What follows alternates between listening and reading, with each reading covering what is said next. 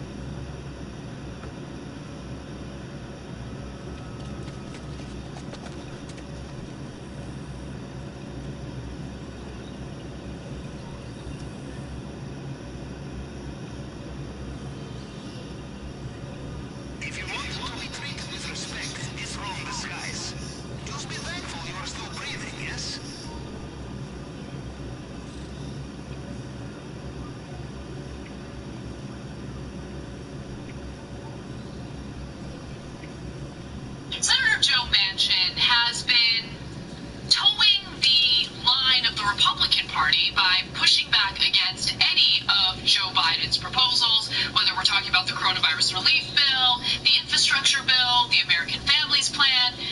Joe Manchin has said, I will be the obstacle. I will be the cop that stops it. And it's interesting because he does so by claiming that what he cares about is unity, bipartisanship. He wants to work with his Republican colleagues. And I have to be honest, it felt really good to see Chris Cuomo challenge him on that. Let's watch. And all due respect to your party, I don't think you guys play power politics as well as the other side. And I think that if you were to get rid of the filibuster, McConnell would use it against you guys when he gets back in power, and it's only a matter of time, in a way that you never even thought of using it. So I hear you on that. Okay, yeah, you know already. But I'm just saying, Senator, right now you have infrastructure, you have needs for families, you have a lot of gross deficits that you're dealing with. There's a chance that you get none of it passed. Forget about, background checks or anything like that. But is none of it already, Chris? Yes, sir. Look what we've done. $1.9 trillion. Look what we did last year in all bipartisan way. Look what we've done this year. We didn't do it the bipartisan way, but we did it. Right. Because it needed to be done with the pandemic that we had. We did it at $1.9 trillion. But you didn't do it bipartisan. No, we had a process of bipartisanship to a certain extent. But then there was a bit more. But there wasn't. But there was one. Well, we didn't try. We had some votes as far as in the. But they went through the reconciliation process, Senator. As you know, you went through reconciliation because they weren't going to work with you on it.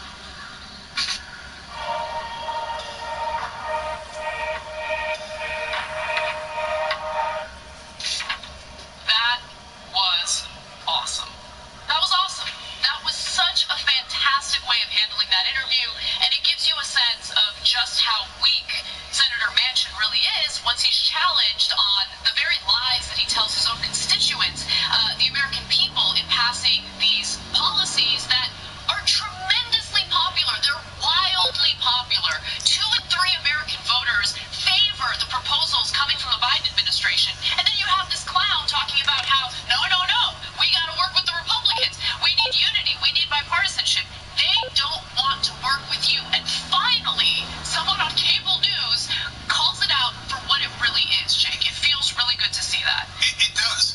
Unfortunately, the exception proves the rule, right? Because we're doing a news story about it because a journalist asking a very standard but good question to Joe Manchin is considered giant news. We're leading the show with it. I know, it's a rarity. Right? Like, he asked him, well, you want to do bipartisanship, yet the last time you tried that, you got 0 votes. And Manchin was totally blindsided by it because he's used to almost all the press kissing his ass, right? And being like, you're so conservative, moderate Democrat, and you're representing the people of West Virginia. And tell us more about that. Now you're trying to save unity and bipartisanship in the Senate, dear Senator, right? Someone on television, especially, ask him a real question. You saw his answer there. You can rewind the tape. He took a deep breath in the beginning of that clip. I don't know if you guys noticed, but it was after Cuomo had mentioned the fact that Republicans are better at using their power than Democrats are, and that's undeniable. Absolutely undeniable. Well, look, we're going to get more on that in a second, and we're going to tell you about what the leader of the Republicans says about unity and bipartisanship. But Manchin didn't even bother coming up with an answer before he went on air, because he's never asked the simple question, why do you keep insisting that there's bipartisanship when over the last 12 years they have never agreed with you on anything? And on this last bill, in the era that you want the bipartisanship in, you got zero, not a little, not microscopic, 0 0 votes from the Republicans. He doesn't have an answer because there is no answer, because he's not negotiating with Republicans. He's negotiating with his donors. Now, before we get to the other clips of this wonderful interview, I think it's important to go to what Mitch McConnell recently had to say about his number one priority. Former Senate Majority Leader, he is continuing the same obstruction that Biden was familiar with during the Obama administration, and here he is laying it out clearly. If you're an accredited investor, I have something I think you're going to want to listen to. I consider it big news, but in a sense, it's old news. Because in 1994, Jeff Bezos made the move to e-commerce, quit his job, built Amazon.com, and we all know how that ended up. A complete revolution in how humans do business. Now, I've been following this shit for years. Started in e-com myself more than 15 years ago. You may know me for social media, but people don't realize it. Yeah, 100% of my focus is on stopping this new administration. 100% of my focus is on standing up to this administration. What we have in the United States Senate is total unity from Susan Collins and Ted Cruz in opposition to what the new Biden administration is trying to do to this country. That was clear. There was no equivocating. There was no caveat to that statement. McConnell's number one priority with a unified Republican caucus in the Senate is to fight back against anything being proposed by Joe Biden. With that in mind, the follow-up question to Joe Manchin is, so do you still want to work with these people? After, first of all, you got burned with the coronavirus relief bill. Not a single Republican in either the House or the Senate voted for the coronavirus relief bill. And they plan on behaving the same way with upcoming legislation as well. Okay, how much clearer did he have to be then? We're going to oppose 100% of Biden's agenda. 100%. Manchin's like, oh no, I think we can work with them. Look, I asked this question on Twitter. I didn't bother asking you guys because I know how you guys are going to answer, right? But I was curious what, Gen Pop thought about it. Do you think Manchin is dumb or corrupt? Because if you take him at face value, and he says, oh, the other guy says he's going to work against us 100%, and then his party's completely unified. Because Manchin's always like, oh, we'll get Susan Collins. No, he just explained, Susan Collins to everyone is 100% against everything you propose.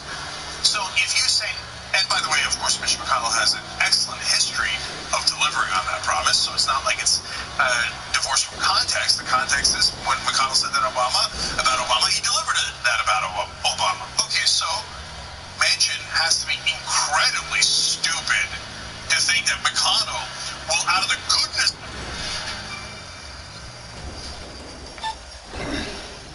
Hello? Yes, sir. How you doing? I was looking to see how much it would be extra to upgrade my policy to have a rental car service.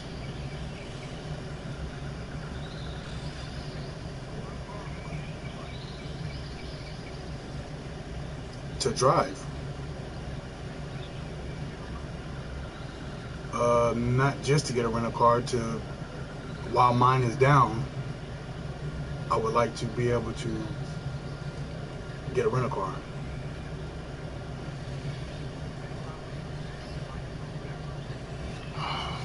It doesn't run. My car does not run, so I need something that runs. I need a rental car. No, just right now it's not running. Just regardless of the motor runs, everything else runs, it's just not running.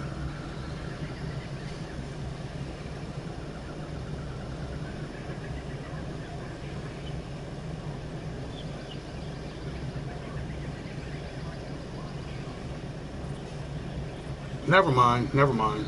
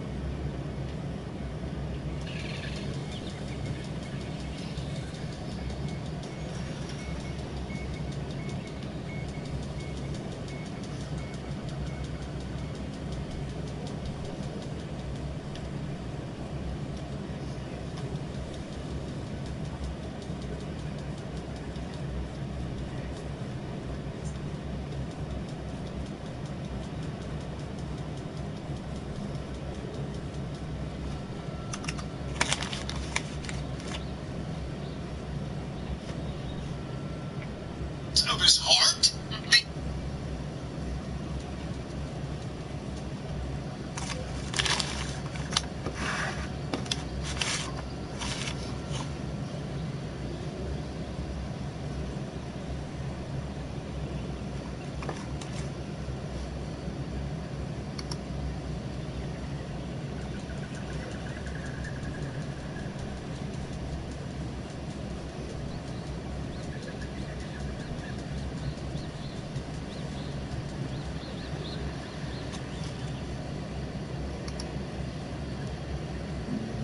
Introducing Allcam My Eye, the most advanced wearable AI for vision impairment.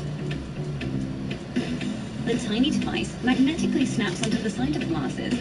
Rudy Giuliani is struggling with cash. You know, things are a little tight these days. He's got his own legal battle. The FBI's raiding his home, his office. He needs a little bit of help.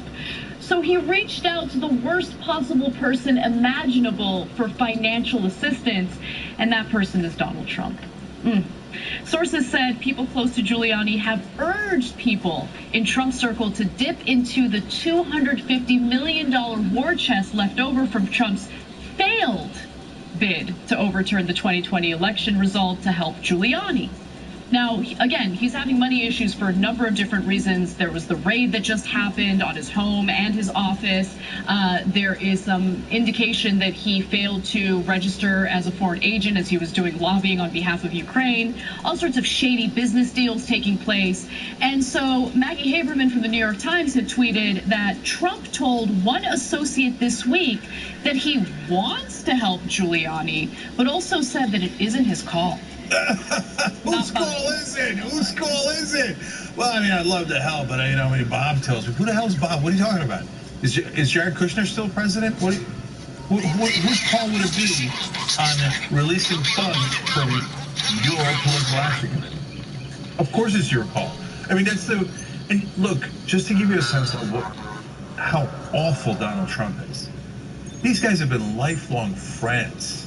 Let alone the fact that Giuliani was one of the few people who would put his reputation on the line and lie endlessly for Trump, did everything for him, everything. Oh, it's so good. And then Trump turns around after that, all of that help in the present, the lifelong friendship, and says, Giuliani, what name so? Listen. It's not my call. I don't know. The only likable thing about Donald Trump is how he, I apologize for lack of a better word, cucks Republican men. Like daily. He does it on the daily. They never learn their lessons, yep. Right? They're like on their hands and knees, like crawling to him. Oh, Daddy Trump, what can I do for you?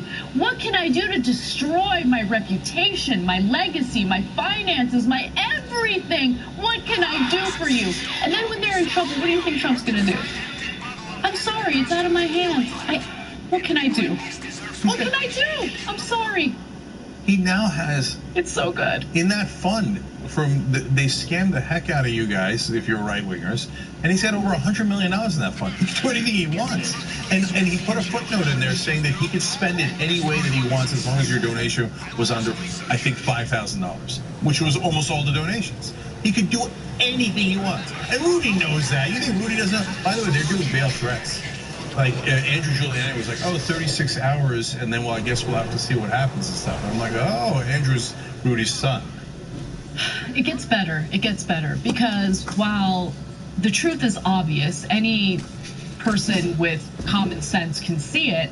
The Giuliani team seems to be completely oblivious about who Donald Trump really is. In fact, Maggie Haberman also tweeted that if this was a simple issue of Trump not realizing Giuliani was in trouble, as some Giuliani allies believe, this would have been dealt with days ago. Like, it's just, do you get it? Like, they think that Trump just wasn't aware. And that, like, Trump is such a great guy that he would have loved to help. He would have loved to help him, guys. Yeah. Well, two things about that. One, so they follow this mentally challenged guy, Donald Trump, because they're incredibly dumb. And so Rudy's like, oh, no, Donald's going to stick up for me. You've known Donald Trump your whole life. and you thought he was going to stick up for you? You thought he threw everyone else that he's ever known under a bus, but you were the one guy he was going to stick up, and then he was going to give you the money that he promised. He's never given anyone the money that he promised, and he brags about it. He goes, a smart businessman goes bankrupt and says, I'm not paying any of you back, right? And you thought you were going to be different. Why, are you special, Rudy? Did you think he was going to carry you on his shoulders going, Rudy? You know what happened? I got to tell you this part. So Rudy thought he could just rob people, right? Because he's like, MAGA's a bunch of idiots. So he was charging $20,000 for representing Donald Trump as his personal lawyer through that whole election, right? But it was all theoretical. And then Trump, it turns out, got the bill and was like, oh no, don't pay it. He's like, he didn't win. He didn't represent me well enough. Rudy said, but wait, I thought we were all had agreed to lie. Of course we can't win. What do you mean win? We don't have any evidence. Rudy had to say in court once, we're not even presenting evidence of voter fraud. Yeah. This is not, he said it's not a voter fraud case because they had no evidence of voter fraud. But I gotta say, I mean, yeah, Trump was like, $20 a day. Then he immediately told his aides, don't pay it. Yeah, and 20,000. I'm sorry, 20,000 a day. What did I say? $20. Oh no, 20. Trump wouldn't even pay 20,000 a day. My bad, I misspoke. But that was probably the smartest thing Trump ever did, because yeah, like what?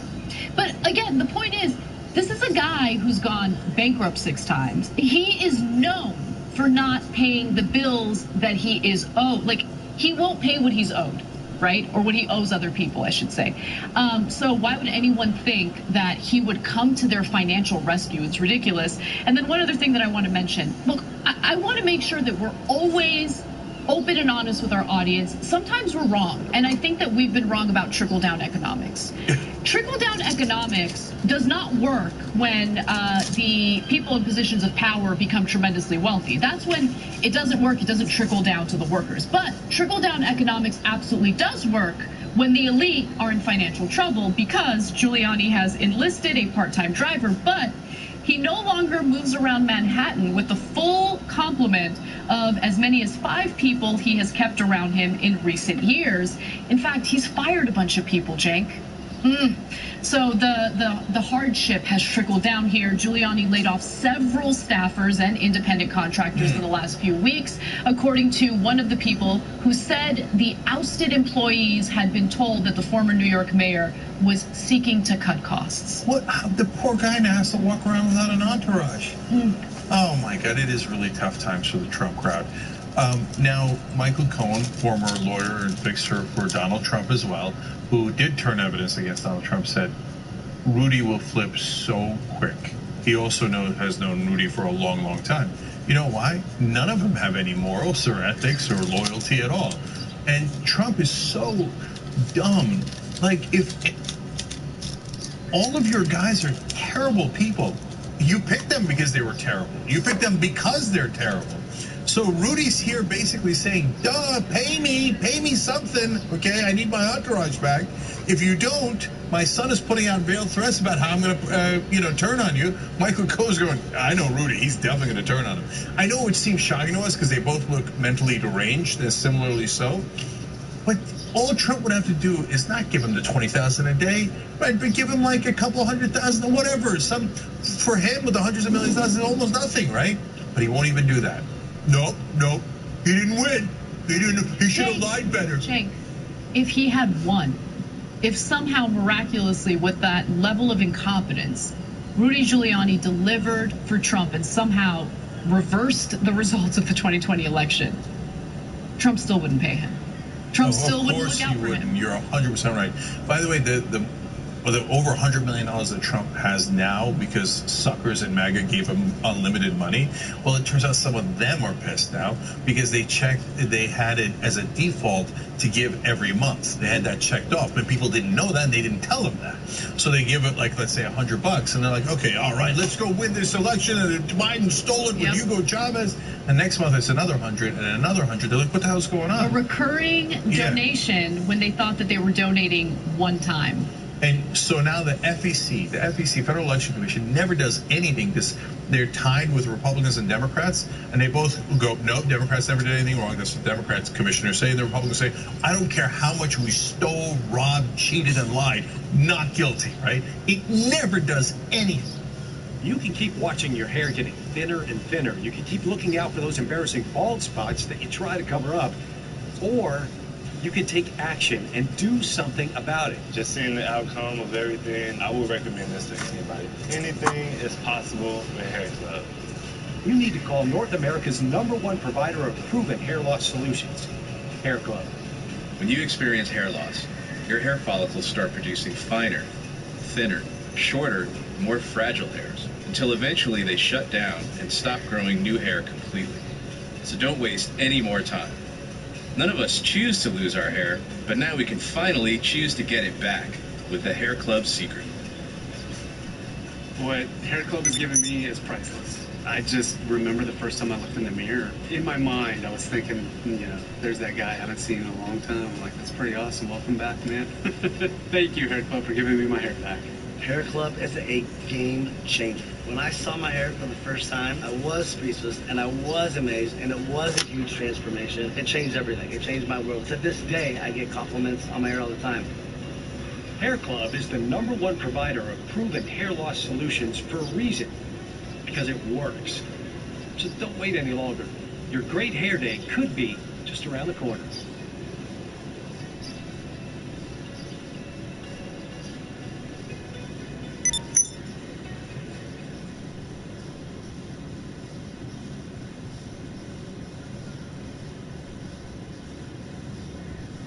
Tedeschi Trucks, Fireside Live. A series of special limited capacity engagements. Friday and Saturday, June 11th and 12th at Daly's Place. A stunning display of musicality and reverence. Get tickets now at Ticketmaster.com. Tedeschi Trucks, Fireside Live. You don't want to miss it.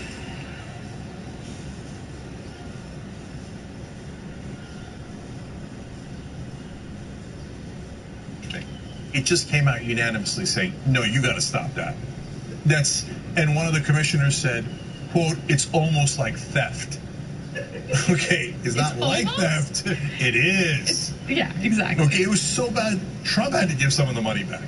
Okay, and so, but still he has most of those ill-gotten proceeds, but he will not share one red penny with Rudy Giuliani. These are the worst people on earth. Okay. Now, we're almost out of time. I want to read you guys one more quote. This one's because somebody wrote in on YouTube Super Chat, but I love this so much. Little Mac wrote in, Jake, got to the part in your dad's book when he talked about coming to America and meeting JFK. His feelings of that time came through the pages. It motivated me to try even harder so America can do that to people again. Yeah, I like that. Yes, my dad's book's on shoptyt.com. It's called The Original Young Turk. It's an amazing book. I mean, he's almost Forrest Gumpian, okay? And America was so open to him as a Turkish Muslim immigrant. It was amazing. It was amazing. All the stories, whether it was getting tortured in a different country, and it's just, check it out, shoptyt.com. It's called Original Young Turk. Little Mac, thank you so much. Really appreciate it, and appreciate that you got a lot out of the book, and I've been hearing that a lot from you. Thanks for watching The Young Turks. Really appreciate it. Another way to show support is through YouTube memberships. You'll get to interact with us more. There's live chat emojis, badges. You've got emojis of me, Anna, John, JR. So those are super fun. But you also get playback of our exclusive member-only shows and specials right after they air. So all you got to do is click that join button right underneath the video. Thank you.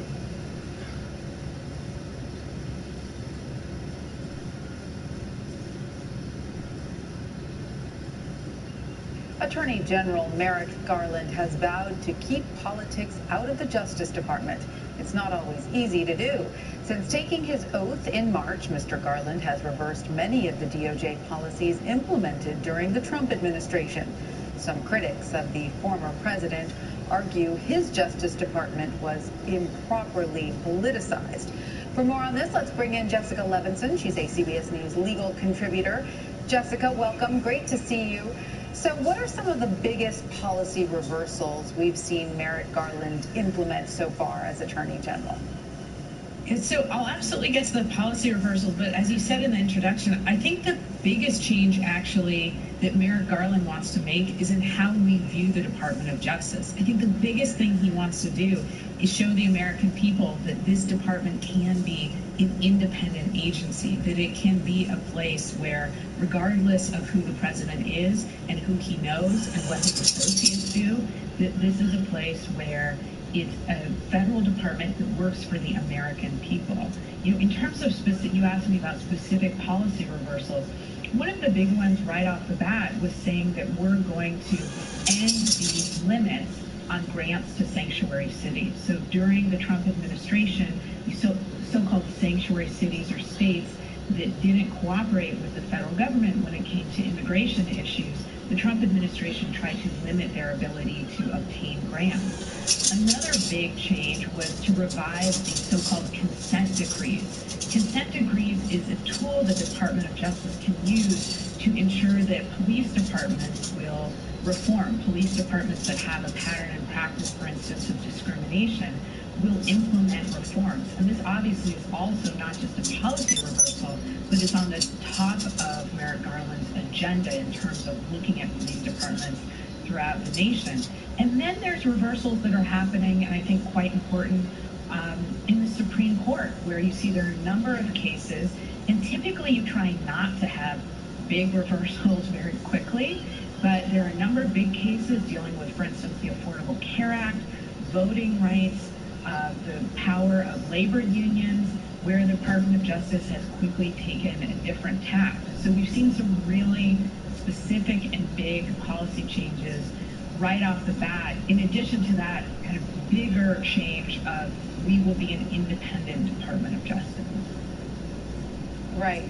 Which, as you point out, is in some ways also a matter of optics. You know, as you know, the Department of Justice under the Trump administration was often accused of being improperly politicized.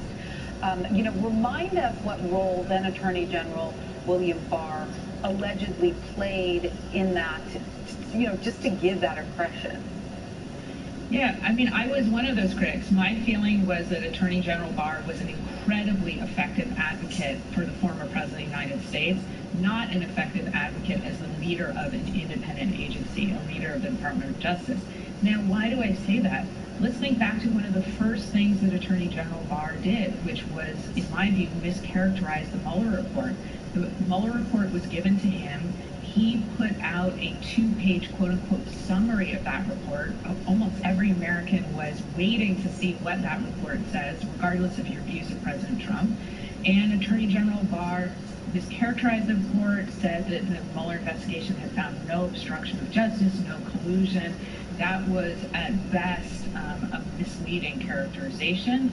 You know, Attorney General Barr also got involved when we were thinking about dealing with prosecutions of the former president's aides. Let's remember the Roger Stone case, where Attorney General Barr came in very unusual and said, let's change this sentence. I want to get involved in this case. And then the Attorney General, reports are that there was that search warrant that was going to be executed against the former president's former personal attorney, Rudy Giuliani, and that the Department of Justice under Bill Barr blocked that execution, and that's why we didn't see the search of Rudy Giuliani's home and office until I think it was just last week. So there were a number of places along the way, and then of course there were situations for a long time where the Attorney General, I really think, provided the president with cover for misleading statements he made, for instance, about the election, until the end, when he said there is no evidence of widespread fraud.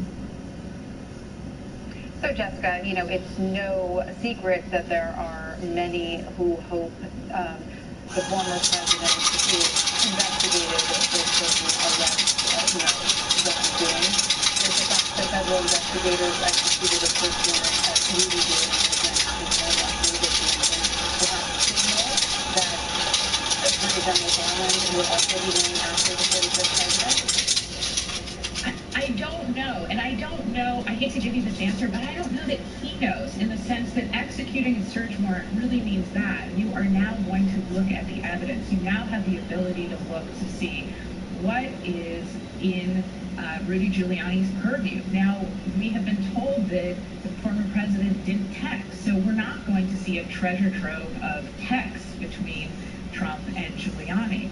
Now, I'm not sure, I think we should be circumspect about seeing the execution of the search warrant against Rudy Giuliani, again, for activities that potentially involve breaking foreign lobbying laws, potentially involve the 2020 election.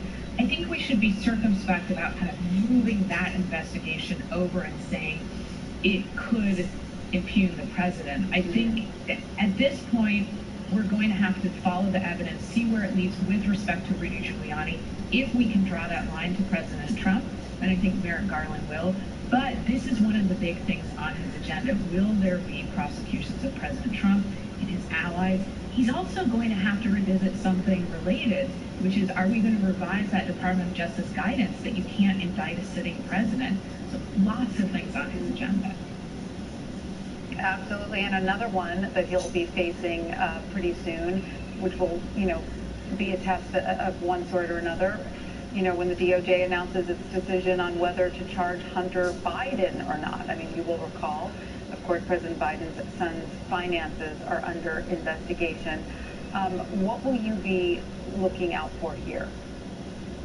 Yeah, I think that this is a situation where Americans already have a preconceived notion of what they think will happen, which really is a shame, because this should just be a question of what do the facts indicate and was the federal law broken? As you said, looking into Hunter Biden's financial dealings, whether or not he broke tax laws, whether or not there was any money laundering at issue with respect to his foreign business deals. I think if the Department of Justice, quote unquote, clears Hunter Biden, then people will say, look, it's Biden's Attorney General, it's Biden's Department of Justice, and of course they cleared his son. If the Department of Justice goes forward, then I think that could quell some criticism, and they will say, look, this really is an independent agency. But what people have to remember is thus far, there hasn't been concrete evidence of wrongdoing. So if the Department of Justice concludes a federal law was not broken here, they do, as I said, run that risk of looking like they're not truly independent.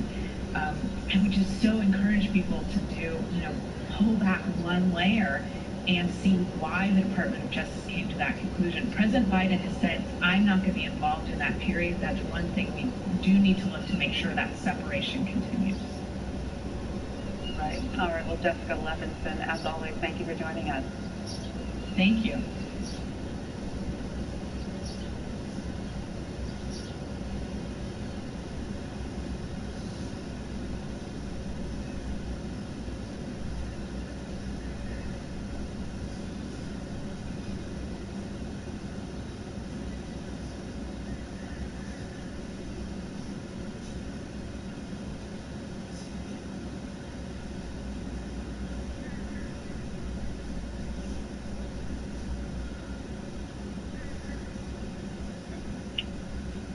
Let us gavel in and begin. As this hearing is fully virtual, we have to address a few housekeeping matters. For today's meeting, the chair or staff designated by the chair may mute participants' microphones when they are not under recognition for the purposes of eliminating inadvertent background noise. Members are responsible for muting and unmuting themselves. If I notice that you have not unmuted yourself, I may ask you if you would like the staff to unmute you. If you indicate approval by nodding, staff will go ahead and unmute your microphone. I remind all members and witnesses that the 5-minute clock still applies. If there's a technology issue, we will move to the next member until the issue is resolved, and you will retain the balance of your time. You will notice a clock on your screen that will show how much time is remaining. At 1 minute remaining, the clock will turn to yellow. At 30 seconds remaining, I will gently tap the gavel to remind members that their time is almost expired. When your time is expired, the clock will turn red, and I will begin to recognize the next member. In terms of the speaking order, we will begin with the chair and ranking member, then members present at the time the hearing is called to order. Will be recognized in order of seniority, and finally, members not present at the time the hearing is called to order will be recognized. Finally, House rules require me to remind you that we have set up an email address to which members can send anything they wish to submit in writing at any of our hearings or markups.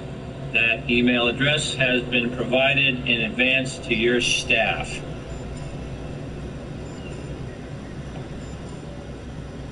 The subcommittee will come to order. Good morning. We meet today to review the President's fiscal year 2022 budget request for the Department of Justice. I am pleased to welcome our new Attorney General, Merrick Garland, for his first appearance before this subcommittee.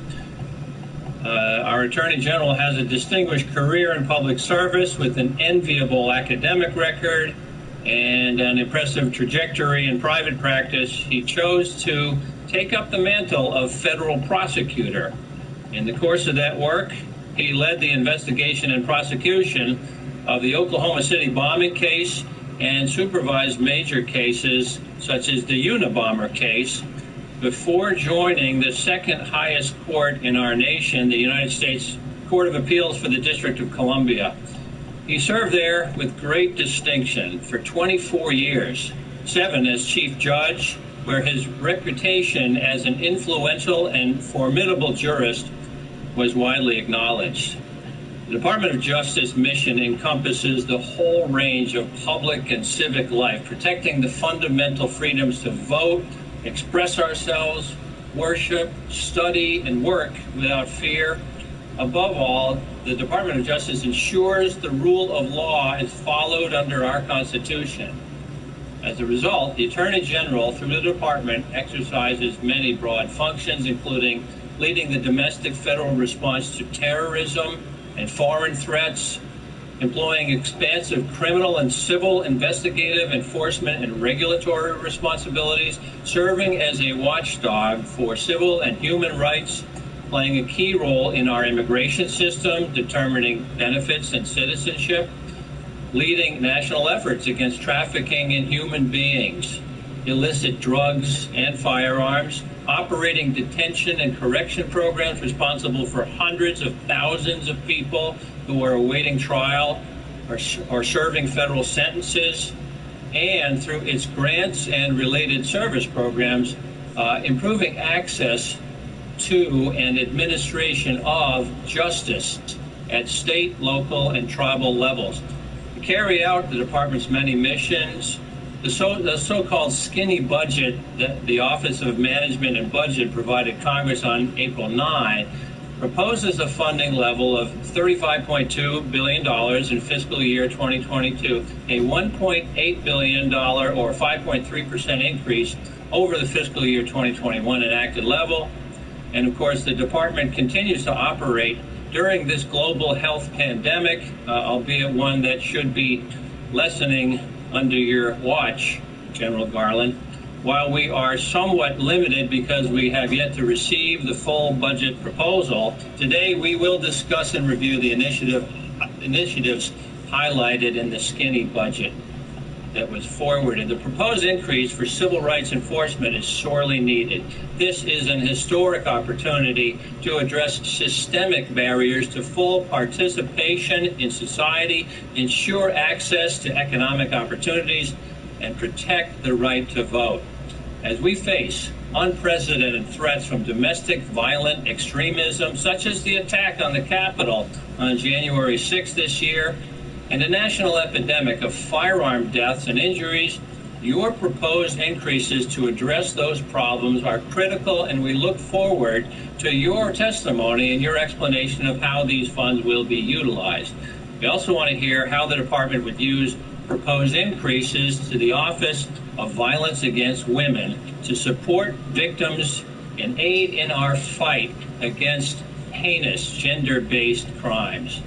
The administration has proposed a $157 million increase for the Executive Office for Immigration Review to reduce delays in immigration processing. We expect to learn more about how the department can help make our immigration system work fairly and efficiently. We also are interested in your plans in other priority areas, including environmental justice and protecting intellectual property rights, to ensure the U.S. can compete fairly on the global stage, as well as protects American industries and jobs.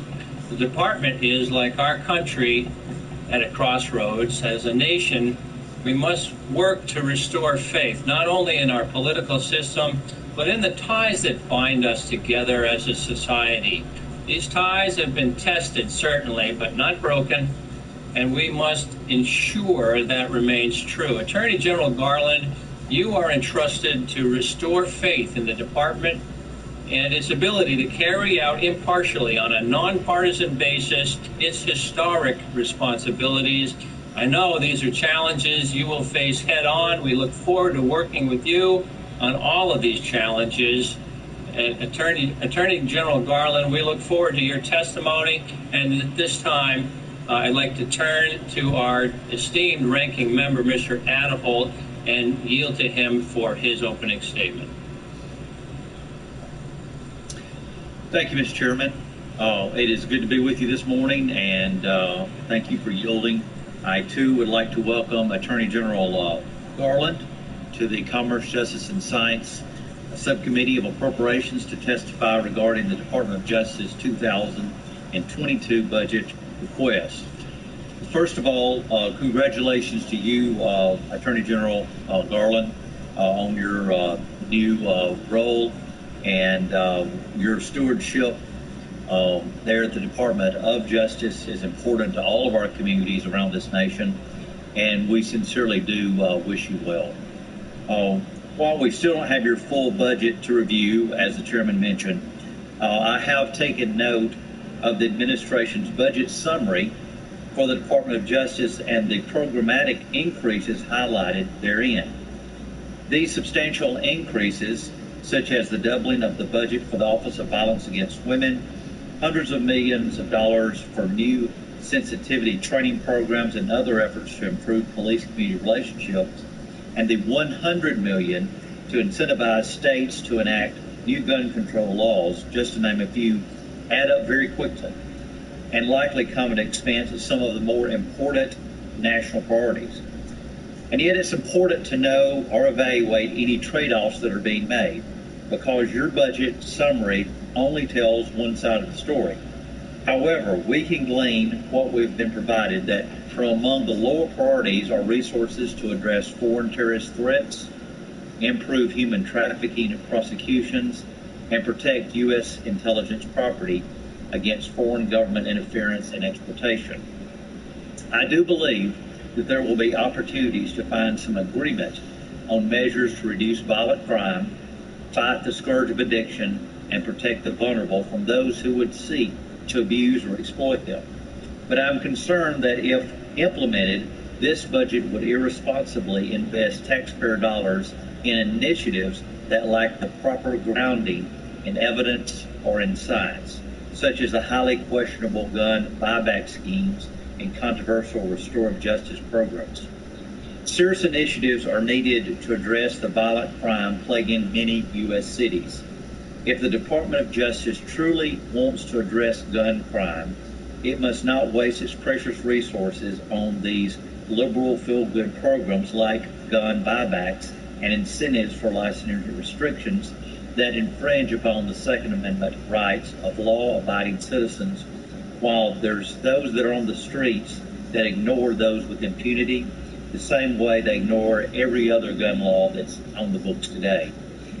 It is my opinion that if you truly want to make a difference, piling on new laws and burdensome reporting requirements will not be the solution.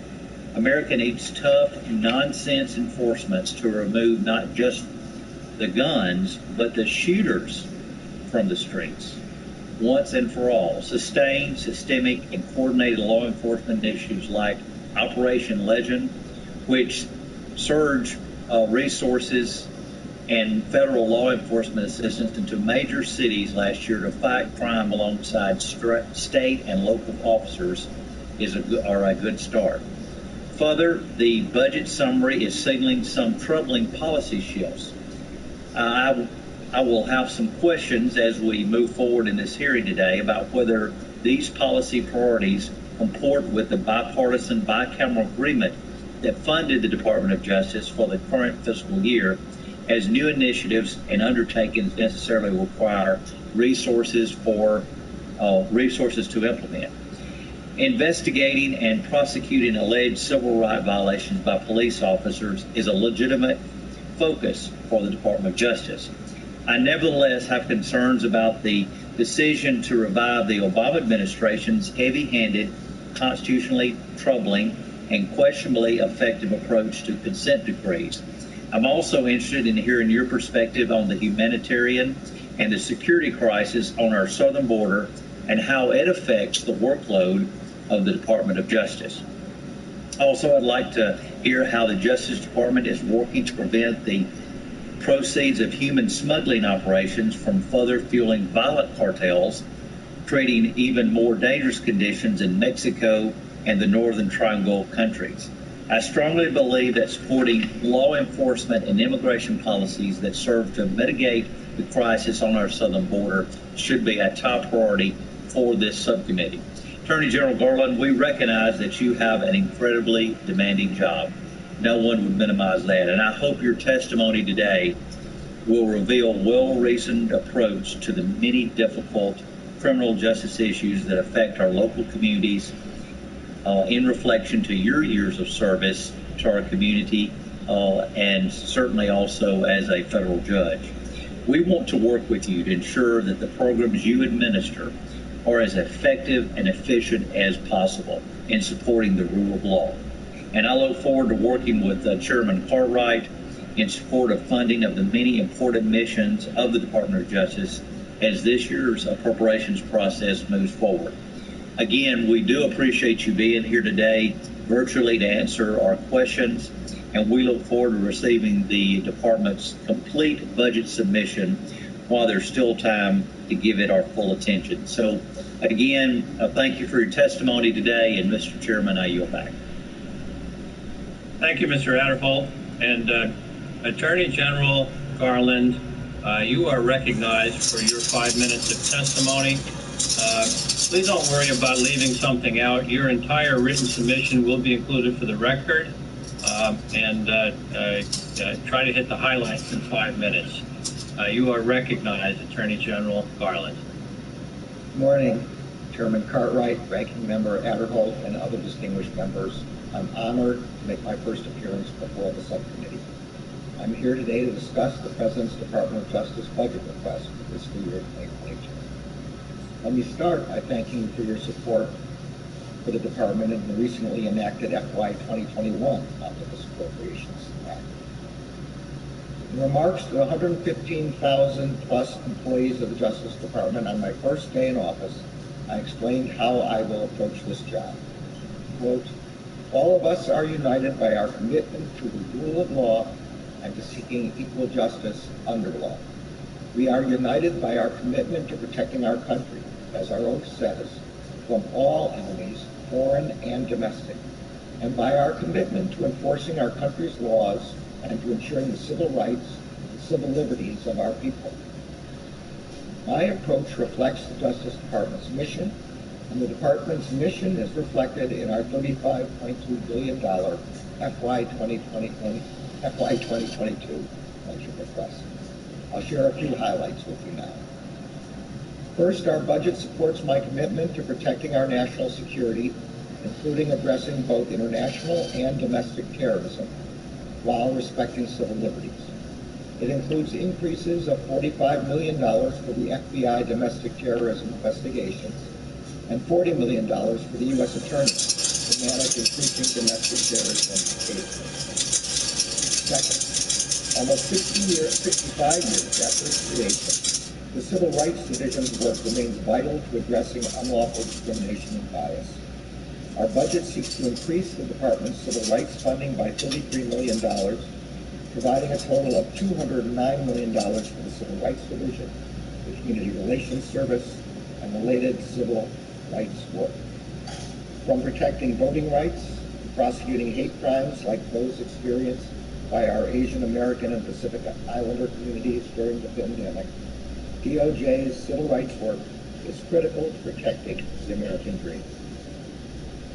Another highlight of the President's request is an historic investment of $1 billion to support the work of the Justice Department's Office of Violence Against Women. The important grant programs administered by OVW will assist our state, local, territorial, and tribal partners in addressing gender-based violence.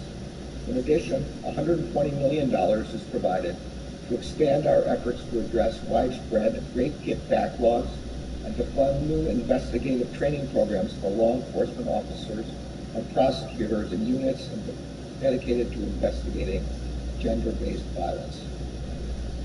Promoting public trust between communities and law enforcement is essential to making both communities and policing safe. Our budget proposes increased investment in programs that support community-oriented policing and addressing systemic inequities, including $1.2 billion and an increase of $304 million. Gun deaths continue to occur at a staggering rate in our country. There is more that we can do to make our communities safer. This is both a law enforcement and a public health issue. We are seeking to increase our support to combat gun violence by $232 million for FY 2022, supporting both DOJ federal law enforcement resources as well as grant funding for community violence intervention programs, including background checks and more comprehensive flag laws. We are also stepping up our work on environmental justice. Communities of color, low-income communities, and tribal communities often suffer the most harm from environmental crimes and pollution. Among our efforts, we are seeking increased resources for our Environment and Natural Resource Division to help these vulnerable populations. The antitrust laws are the charter of our economic liberty, and the Justice Department is committed to enforcing them. The FY 22 request for increased resources for the Antitrust Division reflects that. Finally, there are nearly 1.3 million cases pending before the Immigration Courts. A 21% budget increase for the Executive Office for Immigration Review will help support 100 new immigration judges, improve technology, and other efficiency mechanisms to reduce that backlog. I have mentioned only a few of the department's important programs this morning. I ask your support for our budget as the entire department works to ensure adherence to the rule of law, protection of public safety, and equal justice for all Americans. Thank you very much.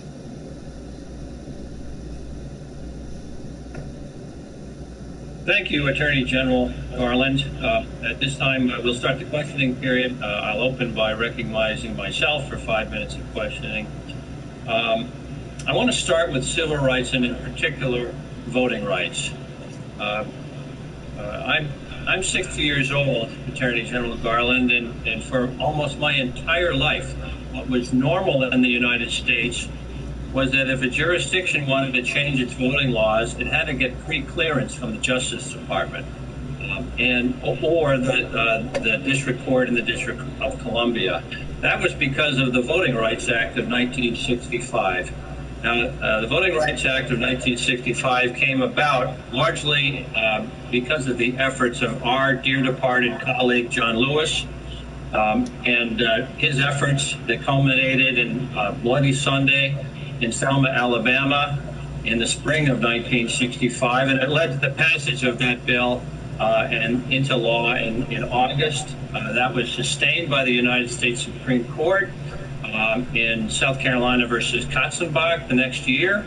And it has been called one of the most effective pieces of civil rights legislation in American history. In fact, that was called that by the Justice Department in 2014.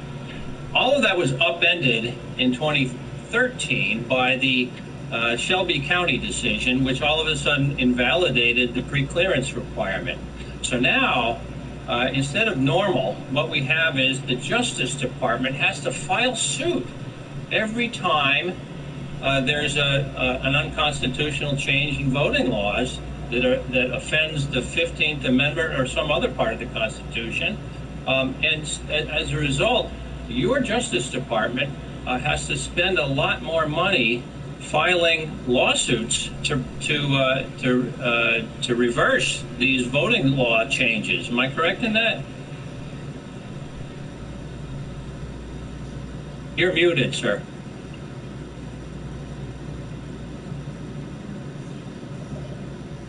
I'm sorry, we'll try to get the technology better. This is my first virtual hearing. Yes, you are correct. Shelby County invalidated the coverage formula which permitted the pre-clearance program to continue. So it is now the case that the Justice Department is largely limited to bringing affirmative cases in which it finds under Section 2 of the Act unconstitutional pattern practices or procedures with respect to voting and discriminating against race. This does require us to bring individual cases. That is a much more time-consuming and more expensive process. In fact, what it does is it reverses the burden of proof. It was normal during the vast bulk of my lifetime that if a jurisdiction wanted to change their voting laws, it was a jurisdiction that was listed as among those having traditionally and historically violated the Constitution for voting rights. The jurisdiction like that wanted to change its voting laws, you know, to make people guess how many jelly beans are in the jar, or to enact sweeping purges of voting rolls, things like that. They had to get pre-clearance. They had to get permission from the Attorney General. And so the Attorney General was in control of that. Now it's all flipped on its head. The Attorney General has to file a lawsuit and carry the burden of proof, which could involve months and months and even years of litigation to invalidate, a Jim Crow kind of a voting law change like that. Am I correct, Attorney General? You're muted again, sir.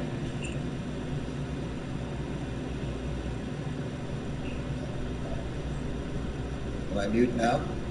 I can hear you. Thank you. I'm sorry, I'm just get back to the question. You are correct. The burden of proof is now on the Justice Department to prove in each individual case a violation of the voting rights act. Well, what we're here to talk about are resources for your Department of Justice. What does that mean? If we have any hope of preserving voting rights in the parts of this country that historically discriminated against African Americans and others on the basis of race for voting rights, if we have any hope of combating these changes, that are being enacted vigorously now in the United States, how much money is it going to cost the American taxpayer because of that Shelby County decision? The right to vote is absolutely fundamental. It is the cornerstone of democracy. The Justice Department is pledged as part of its original purpose in its establishment during Reconstruction to protect voting rights. The 1965 Voting Rights Act gave us additional authorities, one part of which was removed as a consequence of the Shelby County case.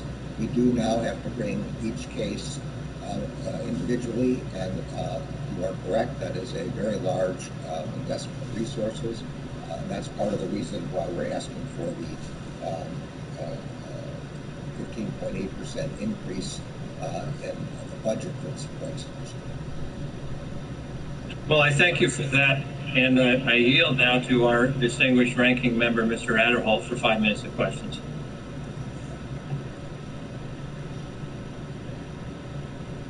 Okay, thank you, Mr. Chairman. Attorney General, my first question would involve the immigration courts. Advocates have claimed that 89% of all asylum applicants attended their final court hearing to receive a decision on their application. However, this claim is misleading because the DOJ's own stats demonstrate that 38% of individuals whose cases began with a credible fear never even bothered to file an asylum application, despite claiming a fear of returning to their home country. Hence, they are not even being counted among the pool of asylum applicants. Based on this information, do you agree that this stats like the doubtful 89% statistic I mentioned don't tell the whole story of the immigration enforcement crisis that's currently going on in this country? Congressman, I'm not familiar with these specific statistics, nor the rebuttals of the specifics that you presented, but I will certainly ask my team and the people who know those statistics to get back to your staff on that. Okay, that would be helpful if you could do that. And could you tell us what specific measures that you have implemented, or maybe that you plan to implement, to enforce the immigration laws and protect the current rule of law? So there are, for the Department of Justice, there are a number of issues. I want to make clear, of course, that the Border Patrol and the Customs and ICE are all in the Department of Homeland Security, and so they have the primary responsibility of the border. We have a large number of U.S. attorneys at the border who prosecute the cases that are brought to them by the Department of Homeland Security agents, and so part of our budget request is for money for them. Then we do manage the immigration courts, the immigration judges. That's our Executive Office of Immigration Review. That's the principal amount of the increase in money that we're asking for in this area, an increase of 21%. That's because we had, at the time, the new administration took office, over 1 million cases backlog in that system. We grew additional immigration judges, so part of this increase is to add 100 immigration judges plus the teams of support and technology that are necessary to accelerate the hearings in those cases. Okay. As is noted, the immigration court's backlog stands over 1 million cases. I think that you admitted that. In 25 hearing locations, understand that an individual will wait over 3 years for adjudication, and in 3 locations they'll wait over 4 years. The previous administration implemented a case-based performance metrics as a basis for evaluating immigration court judicial resources. Are those performance metrics still being utilized under your administration? You hear me? Yes. My understanding is that the Executive Office of Immigration Review is reviewing the nature of those metrics, trying to figure out ways of accelerating performance. Of course, any system requires some set of metrics. Precisely which metrics are reviewed on a regular routine basis. And we're going to be doing that to ensure that we both provide due process for people coming through the system, but also efficiency for the system itself. What effects is the pending caseload having due process, and do you have any concern about that issue at all?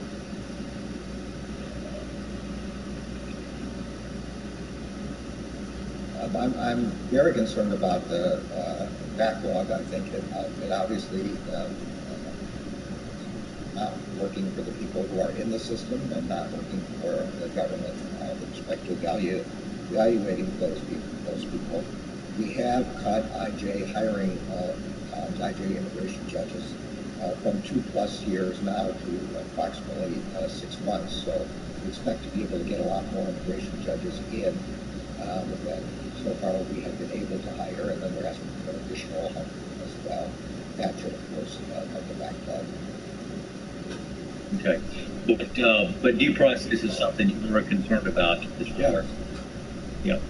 Yes, of course, the longer people are waiting, and the bigger the workload and the faster judges have to decide, the less due process is provided. So we're concerned to get the right balance.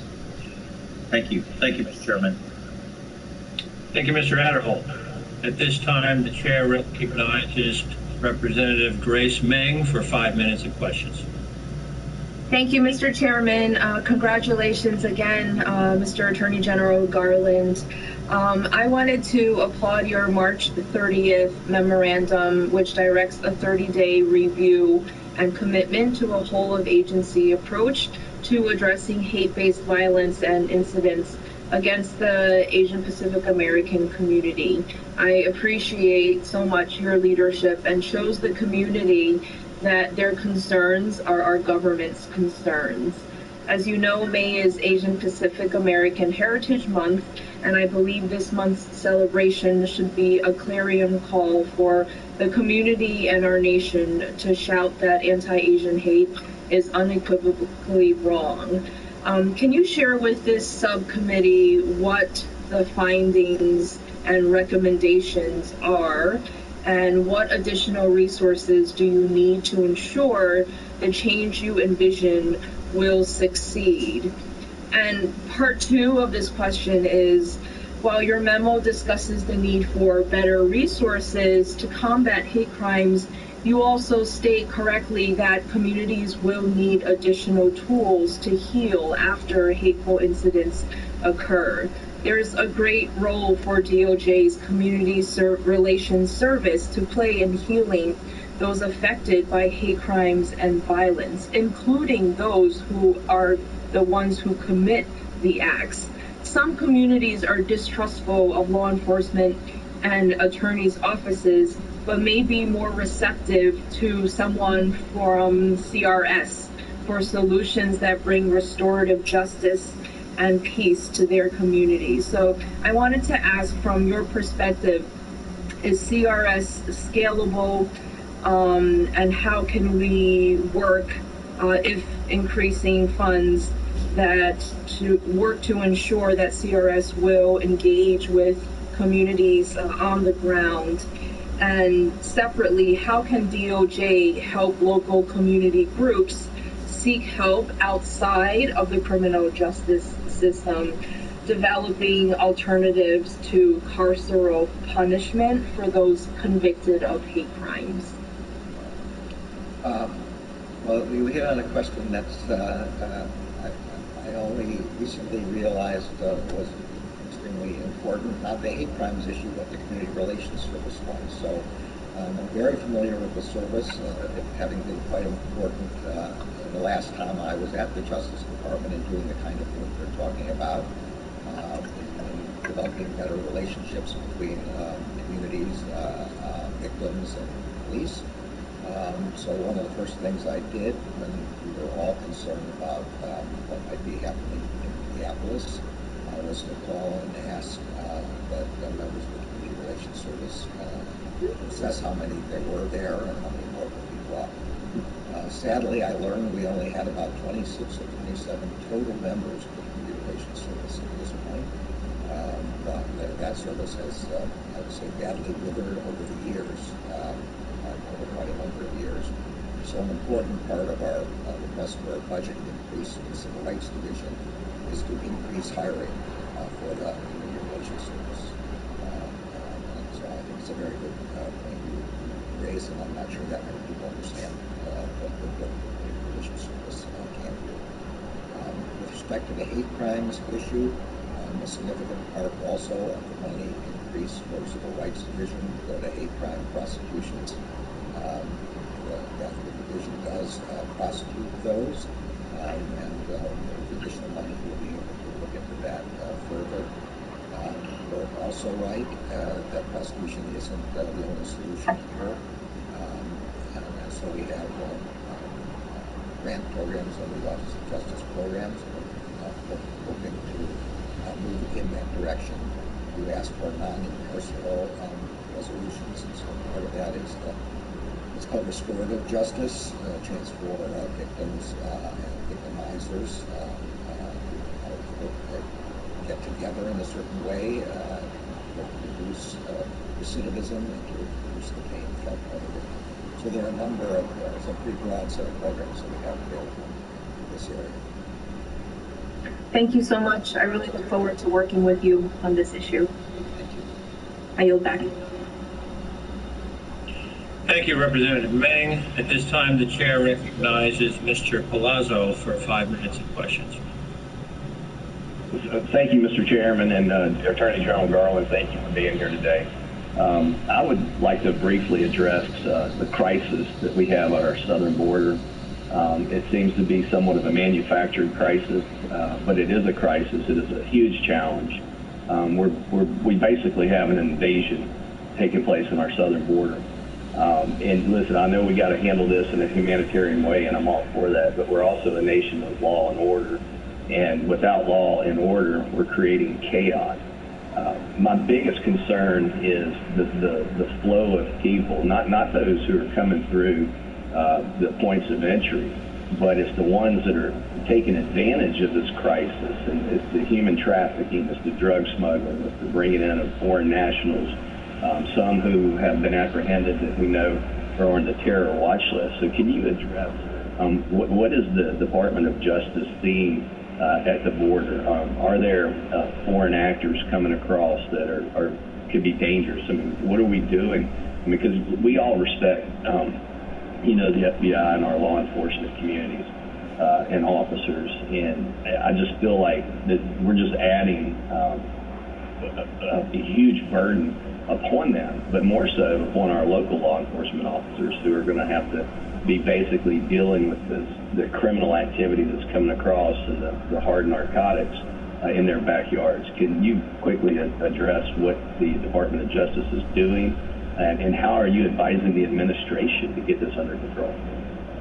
The issue of either narcotics traffickers sending narcotics across the border is a vital concern to us.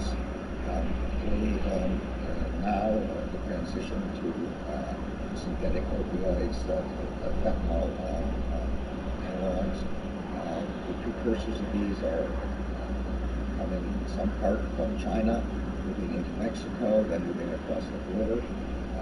We have put a lot of effort into prediction and into enforcement on this. We're spending $2.2 billion in the current FY21 budget across DOJ for immigration Southwest border enforcement.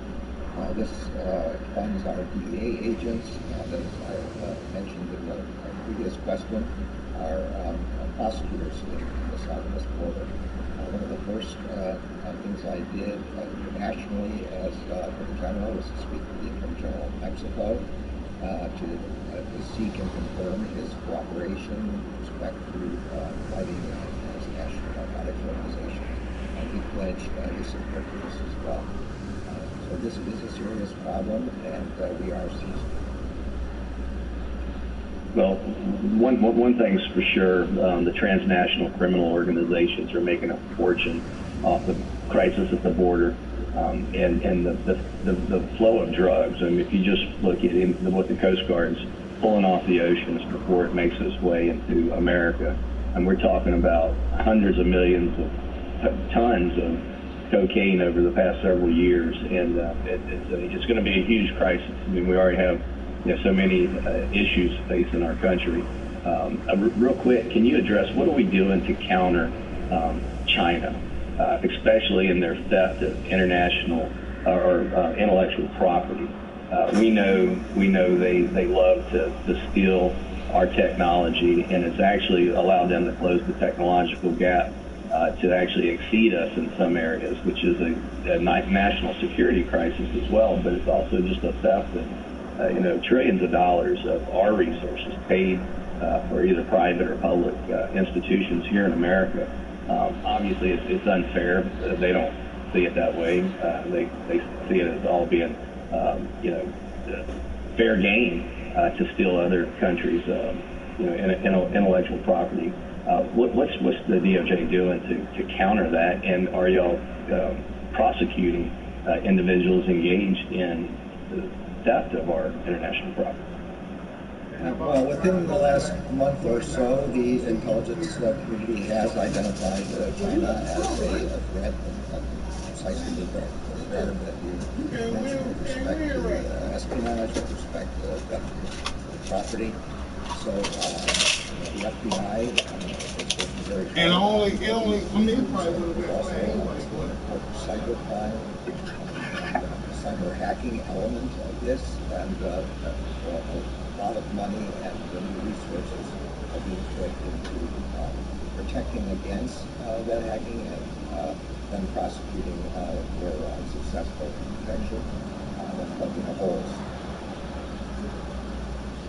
Well, thank you, sir. I appreciate your time, and yield back, Mr. Chairman. Thank you, Mr. Palazzo. This time, the chair recognizes Mr. Case of Hawaii for 5 minutes of questions. Thank you, Attorney General Garland. First of all, I want to, as a representative from Hawaii with the highest percentage of Asian Pacific Americans in the entire country, I want to fully associate myself with my colleague Ms. Meng's remarks as to hate crimes, as well as to endorse your efforts to take a whole of government approach. That's critical for us to get to the bottom of this and do whatever we can in that regard. So I appreciate your effort on that front. Second, as to Mr. Palazzo's comments about China, the Department of Justice does have the China initiative underway, which I believe is appropriate under the circumstances. I don't think any of us should be under any illusions as to what China is up to here. However, there have been many concerns across our country, especially in our Chinese American community, as to really profiling of Chinese Americans in connection with reviews of China's interference and theft of our intellectual property, et cetera, particularly in our institutions of higher learning. So I would simply relay a caution to you that please be very attentive to those concerns and take them seriously. The intelligence community has done that, and within your own organization, I hope you will as well. Let me cover an issue which is not specific to Hawaii, but impacts us in particular, and that is that in our federal district court system, our District of Hawaii has been without a residential reentry center for almost 2 years now. We had a residential reentry center, or halfway house, if you want to refer to it as that, for 29 years until 2019, when the situation changed, and we have been struggling with DOJ and the Bureau of Prisons in particular to keep one up and running again. And of course, you know from your own experience that the consequence of the absence of a residential reentry center not only prevents a reintegration of federal inmates into their community, but in the case of the District of Hawaii, and I think this is true beyond the District of Hawaii, the courts utilize that as an alternative to incarceration for two distinct populations, pretrial release and those on supervised release, or so-called public law placement.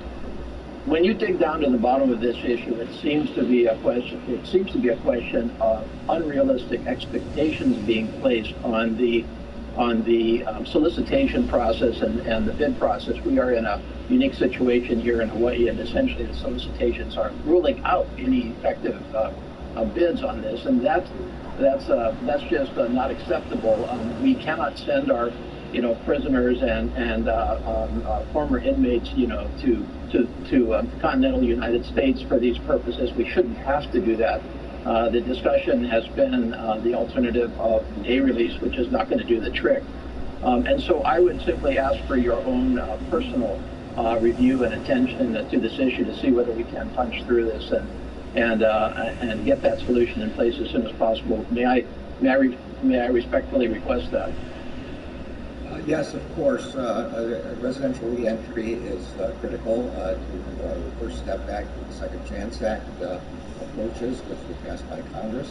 They are the way both to reduce our prison population and also to prevent recidivism and to make it easier for people to reintegrate into the community and become good citizens within the community. So they are quite essential in that regard. I don't know the specifics with respect to the entry program and why, although I do understand because of the solicitation people have got. And I will ask my members of the team to wrap this up, and then I'll use that on the record. Thank you very much, Attorney General.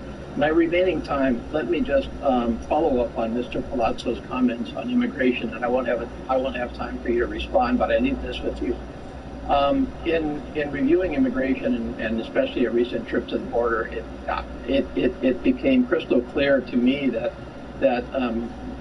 the burden on our immigration judges is in fact very, very acute, and is essentially incentivizing, as Mr. Palazzo said, the cartels to manipulate weaknesses in our system to basically enhance human trafficking and their profits. And the critical weakness here is a lack of adjudication on a timely matter of immigration-related issues. And so my question to you, and we can take this up after the fact, is your request itself sufficient to handle what you view as a huge problem?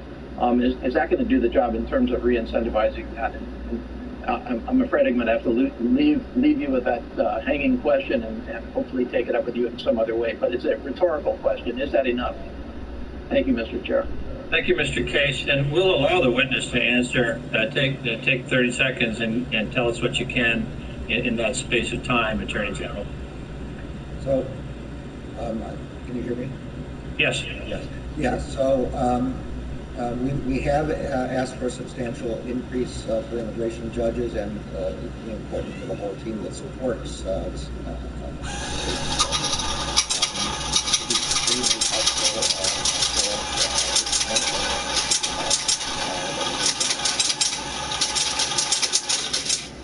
Thank you. At this time, the chair recognizes Congressman Ben Klein for 5 minutes of questions. Thank you, Chairman Cartwright. I appreciate you and Ranking Member Adderholt for holding today's hearing. Ensuring that our justice system is operating effectively and efficiently in accordance with the law is essential, and I appreciate the Attorney General, his appearance before us today to discuss the Department's funding request.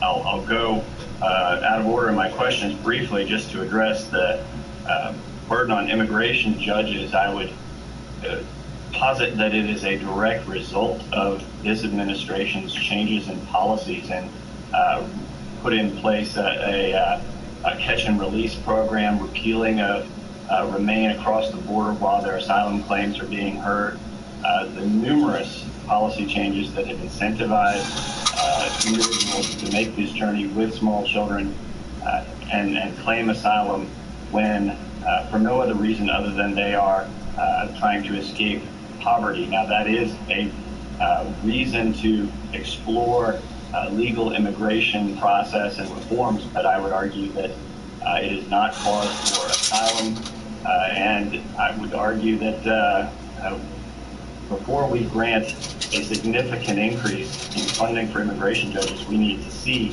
some recognition by this administration that it is first indeed a crisis, and secondly, that they are taking steps to address this crisis by restoring some order to the border and some structure to enforcing our border. I want to ask the Attorney General, in the past, GAO has estimated that the department has not collected most of the outstanding criminal debt, both fines and restitution, due to, among other factors, the nature of the debt and a lack of coordination between relevant DOJ components. My last report was that it was under a 5% collection rate. That is abhorrent. At the end of fiscal year 2016, DOJ had identified $10 billion of outstanding collectible restitution debt. So as you come asking for an increase in budgeting, is collecting this debt a priority for the department at all? And is DOJ adequately measuring its criminal debt collection performance against any established goals? Well, certainly bringing in the money that is owed is very important to the department. This problem of debt collection has been a problem for since the last time I was in the Justice Department, and I certainly will draw my attention to this again. Of course, the restitution issue doesn't go to the government. The restitution goes to the victims. But I will certainly look at this question. The more money we can bring in from people who owe us money, the less money we would need from you. Although, again, I don't believe the debt goes directly to the Justice Department, but to the Treasury as is appropriate. I appreciate that. Shifting over to another topic. Last year we saw an unprecedented and overwhelming number of firearms sales, and with those sales, an unprecedented increase in checks run through the National Instant Criminal Background Check System. In fact, the one-year increase from 2019 to 2020 alone was nearly 40%. In your opinion, does NICS have the necessary resources to handle what I'd imagine is continued strain on the system?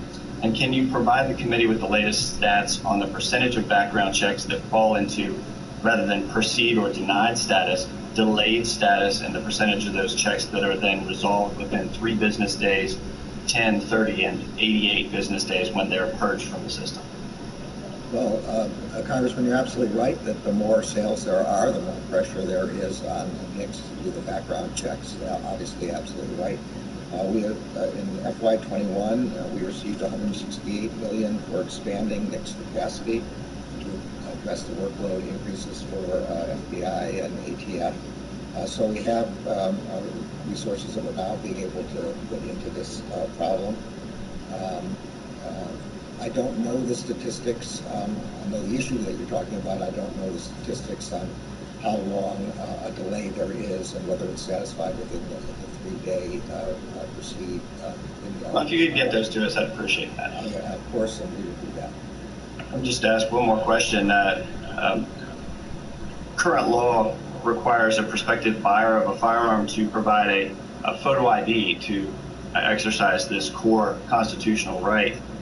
Would you argue that that is a reasonable requirement? I would, but I don't know what the requirements are. Again, this is slightly beyond my area of expertise, and I have to look into what the requirements are. Well, 26A on the form requires a valid government photo ID. So, that's the answer. And you would argue that that is a responsible requirement? I would. Would you also argue that to exercise your constitutional right to vote, requiring a photo ID, government-issued photo ID, would also be a reasonable requirement? I'm sorry, you're muted, sir. I'm sorry. I think I may be being muted by the subcommittee every time a member speaks, but we're doing the best we can. I appreciate that. I'm sorry. Would you consider that?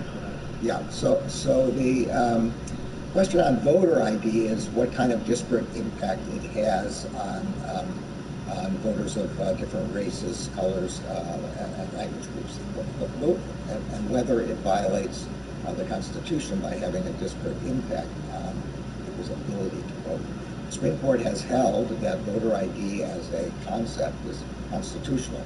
The issue is what, in any individual cases, the records show about whether it deprives certain groups protected by the 14th Amendment right to vote.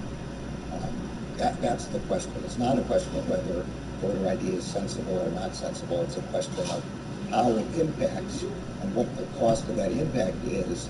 But you don't ask that question for a Second Amendment rights when they're purchasing a firearm. I think you Mr. Klein, we're going to have a second round of questions. Okay. Thank you, Mr. Chairman. All right. At this time, the chair recognizes Congresswoman Brenda Lawrence for 5 minutes of questions.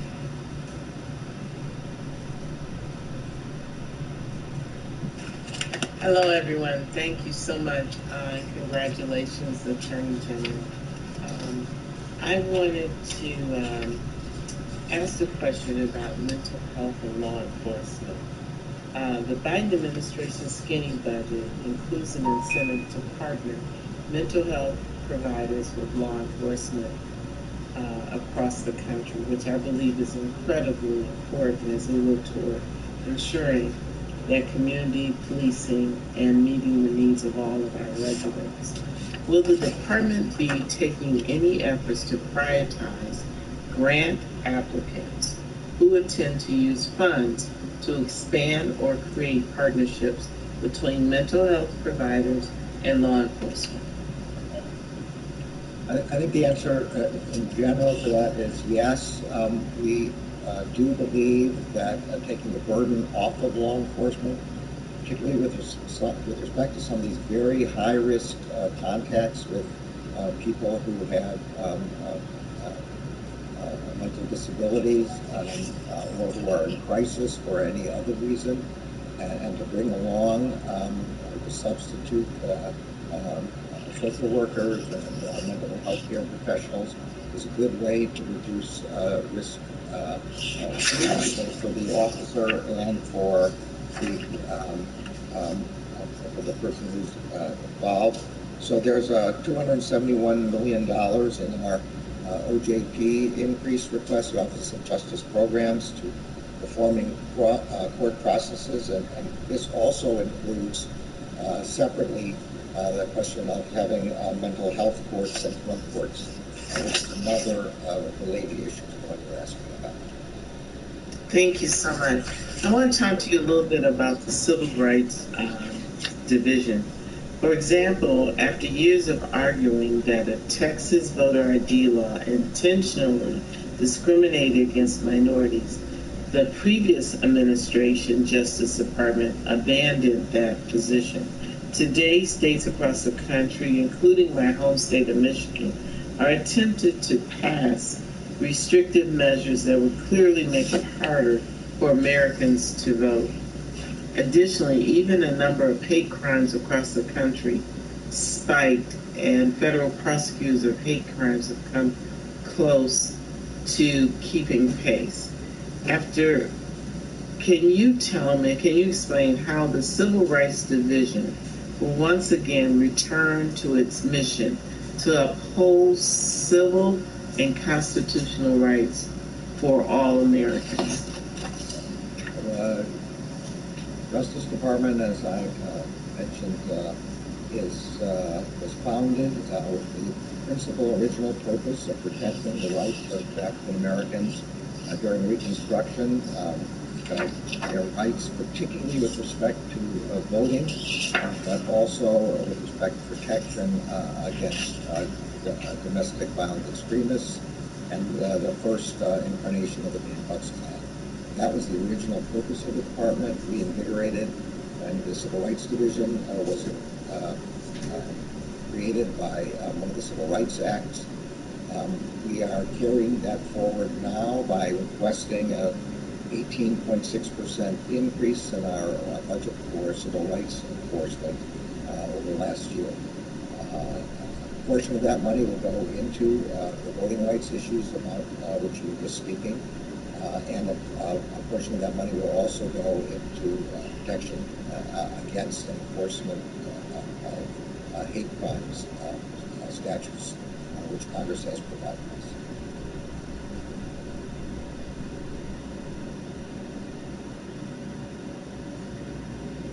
Ms. Lawrence, you are muted, I think. Two things are really important to me. The mental health piece. When we look at justice and policing, and we see so many people who are mentally ill, and we see police officers who are not equipped to respond to a person having a psychotic episode versus a criminal. In addition to that, if you truly believe in something, it will be funded, and it will be a department under your leadership that will actively uphold their responsibility when it comes to civil rights. So I look forward to your leadership.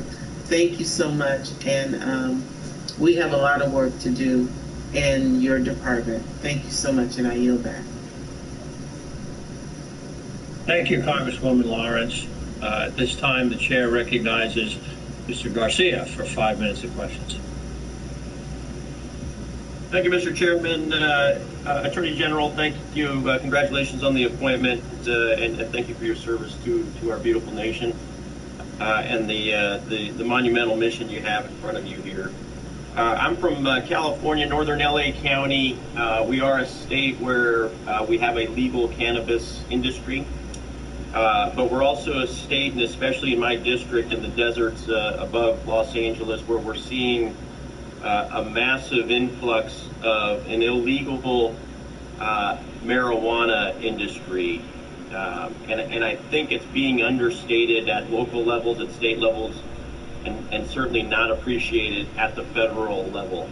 I've been able to take a tour with the local law enforcement agencies to see it from the air. And I can tell you firsthand that if you remember the first time you went flying over a small neighborhood, your reaction was probably, wow, I can't believe there's this many pools in our neighborhoods. I had the same reaction when I toured our Antelope Valley area with regards to these illegal pot operations. There are literally hundreds, if not thousands, of these greenhouses being propped up in our deserts, in areas where frankly, vegetation should not be growing. It's difficult to farm out here. What's happening is we have folks who are operating illegally on a black market who are stealing natural resources. They're stealing water. In many cases, the folks working these illegal pot operations are indentured servants illegally here, trying to make ends meet and being taken advantage. We have folks being local citizens being intimidated by some of these transnational criminal organizations that are running these illegal marijuana operations. The magnitude of this problem is staggering. And I know that the federal government, I know that DOJ under DEA has pots of money that do go towards eradicating these illegal marijuana operations.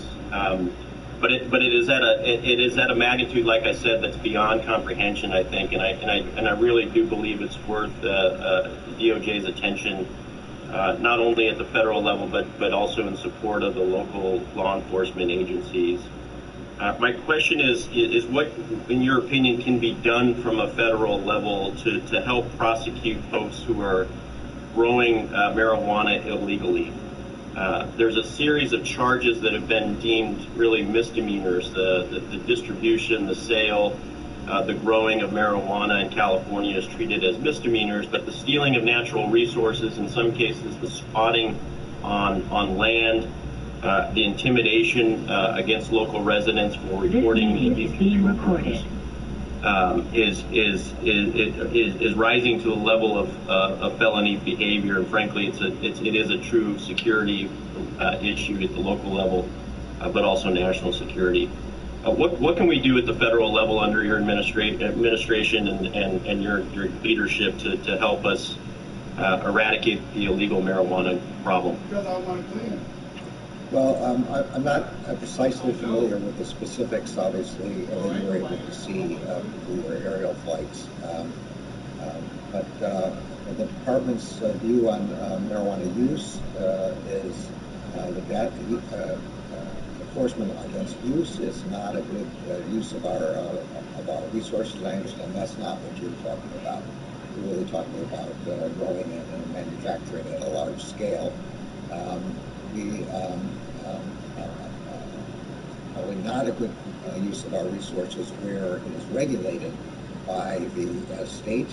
And again, I take it that that's not what you're asking about. So to the extent you're asking, for example, about transnational operations of large amounts coming from Mexico, or of transnational operators who are coming into the United States to do the growing, these are certainly within our jurisdiction and within our scope of concern. Well, thank you, Attorney General. I would love to host you out here to get you and your respective points of contact a first row view of what's going on out here. It is staggering. The local law enforcement agencies get about $19,000 per year from the federal government for overtime to help fight this. They hit that cap, that $19,000 limit, usually in June or July of each year, and it's frankly not enough. And like I said, we've had 7 dead bodies show up at these illegal grows here in Southern California just in the last few months. Would really appreciate hosting you out here and getting not only the DEA but also ATF and FBI representatives to see firsthand what we're seeing on the ground here. And I yield back, Mr. Chairman. Thank you, Mr. Garcia. At this time, the chair recognizes Mr. Trone of Maryland for 5 minutes of questions. Thank you, and Attorney General Garland. It's great to be here with you today.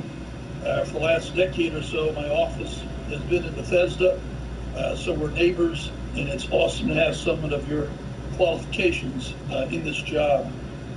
I want to start off today about pretrial and jail incarceration rates.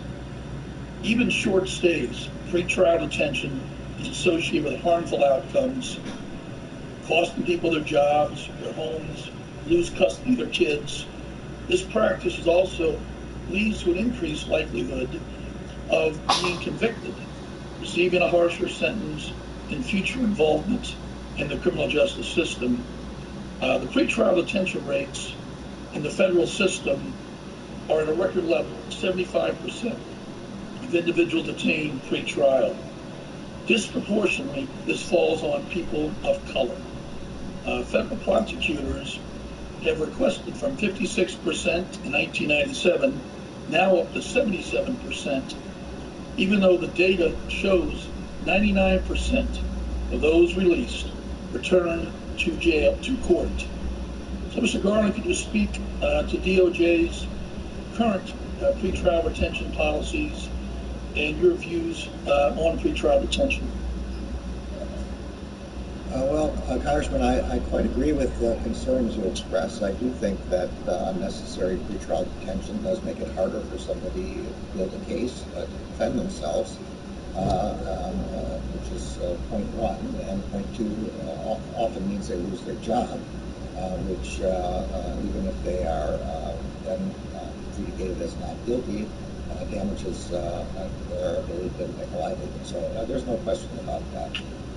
I served, when I was the Chief Judge of the U.S. Court of Appeals for the D.C. Circuit, on the Executive Committee Pretrial Services Agency for the District of Columbia. That's a statutory appointment.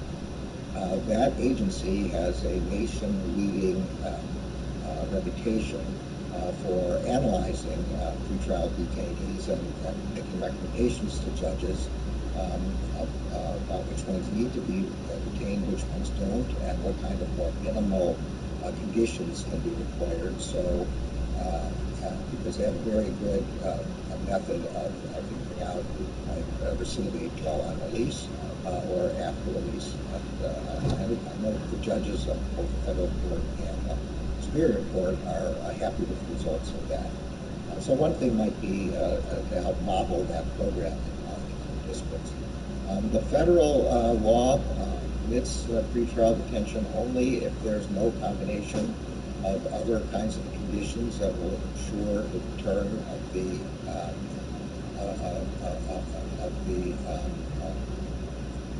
person who's been arrested and secure the safety of the community. That's the underlying test. There are provisions that provide a presumption of detention when the sentence faced is extremely high, or when the crime itself is extremely dangerous. But even in those circumstances, it's only a presumption.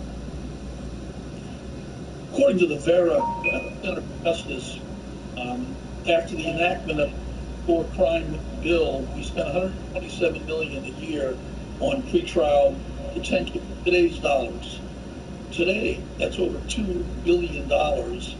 Yet our prison population has been reduced significantly from where it was 3 decades ago. Does this seem like somewhat of an outsized increase to you, given these crime rates are lower? I honestly don't know. I don't know the Bureau statistics. I don't whether the references to federal pretrial detention or not. As you can imagine, we are not charging people with low-level crimes in order to prioritize our resources and frankly to be fair and just. We are looking for only the area of street crime, violent offenders, big-time offenders. So it may be that our detention statistics are higher than you might guess. For example, if what we're looking at is what a local prosecutor brings in. But to be honest, I simply don't know the statistics that you're citing. Thank you. That's the federal number. Quickly, the president's skinny budget outlined $1.5 billion, an increase over $500 million for grants to support the reform of state and local criminal justice systems, including federal funding to support diversions and alternative court programs. Can you expand on how the funding could be used, allocated to safely reduce rates of pretrial detention? Well, that's part of the important role that these alternative programs provide. The drug courts and mental health courts often allow people, at least on personal recognizance, released altogether, pending various kinds of agreements to monitoring and substance abuse, taking substance abuse programs, that sort of thing. And as you said, there's a $271 million the OJP, Office of Justice Programs, proposal which can be given for those kinds of programs. Thank you. I yield back. Thank you, Mr. Trone. General Garland and members of our subcommittee, we will now take a 10-minute recess, and we will resume for our second round of questioning at 11:25 a.m. We're in recess.